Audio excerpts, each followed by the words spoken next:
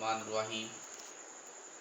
आज हम जिस टॉपिक पे बात करने जा रहे हैं बहुत ही बेसिक है, लेकिन बेसिक होने के साथ साथ वो इम्पोर्टेंट भी है, इसीलिए हमने इसको सिलेक्ट किया है। Parts of speech. First of all I would like to define parts of speech in classical English.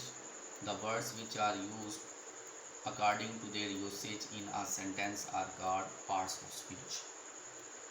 और क्लासिकल इंग्लिश में आप कह लें कि पार्ट्स ऑफ स्पीच की अगर हम बात करें तो ये नाउन हुआ करते थे, नाउन, प्रोनाउन, एडजेक्टिव, और आर्टिकल को भी लिया जाता था, लेकिन आजकल आर्टिकल को एडजेक्टिव का ही हिस्सा माना जाता है, इसलिए हमने उसको अलहदा से इनलिस्ट नहीं किया।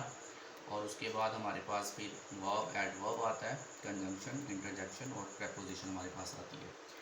अब मैं थोड़ा सा हट के ज़रा इसको उर्दू के साथ भी आपको समझाने की कोशिश करूँगा।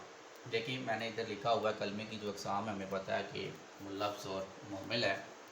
आगे फिर लफ्ज़ को अगर हम कैटेगराइज़ करें तो ये हमारे पास इस्म आता है, फ़ेल आता है और फिर हर्फ आता है।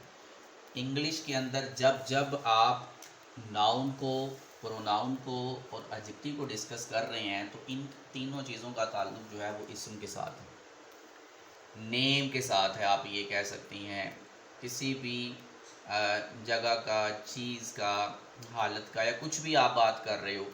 नाउन की अगर हम बात कर रहे हैं तो नाउन तो है ही, naming words are called noun हम कहते हैं। उसके बाद अगर हमने रिप्लेस करना है, नाउन की जगह पे कोई लफ्ज़ लेकर आना है तो फिर हम प्रोनाउन का यूज़ करते हैं, तो ये भी असल में उसी को ही रिप्रेजेंट कर रहा है। और जो एडजेक्टिव होता है तो ये भी इन्हीं दोनों लफ्ज़ों को ही बयान कर रहा होता है। तो कुल मिलाकर हम ये कहेंगे कि ये वाली जो हमारे पास कैटेगरी है इसका ताल्लुक इसके साथ है, इस्म के साथ है। उसके बाद हमारे पास बचता है वर्ब और एडवर्ब। जब जब हम इंग्लिश, इसके साथ है, इस्म के साथ है। उसके बाद हमारे पास बचता है वर्ब और एडवर्ब। जब जब हम इंग्लिश के अंदर फेल की बात करेंगे, वर्ब की बात करेंगे, तो उसका ताल्लुक आप कह लेंगे इसके साथ, फेल के साथ होगा, काम के साथ होगा। The action words are called verb. और जब हम एडवर्ब की बात करते हैं तो ये भी क्या करता है, ये भी वर्ब को ही क्वालिफाई करता है। और फिर उसके बाद हमारे पास आ जाता है तीसरे नंबर पे, अगर हम कंजंक्शन, इंटरजेक्शन और प्रेपोजिशन की बात करें तो ये हरफ होते हैं। और ये ख़ुद कुछ भी नहीं है जब तक ये किसी और, आप कह लेंगे, पार्ट्स ऑफ स्पीच के साथ लगकर आकर अपना मीनिंग जो है वो कन्वे नहीं करते।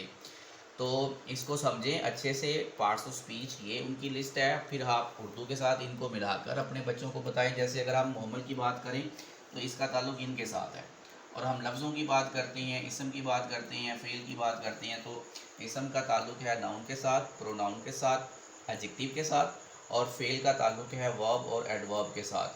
तो इस तरह से अगर हम बाइलिंगुअलिज़्म यूज़ करते हुए अपने बच्चों को सिखाएंगे तो उनको ज़्यादा अच्छे से समझ आएगी।